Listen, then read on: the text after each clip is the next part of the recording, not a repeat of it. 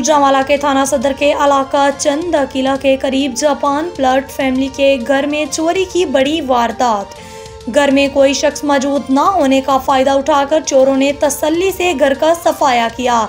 घर के तमाम अफराद इस्लामाबाद में बीमार शख्स की आयादत के लिए अस्पताल गए हुए थे।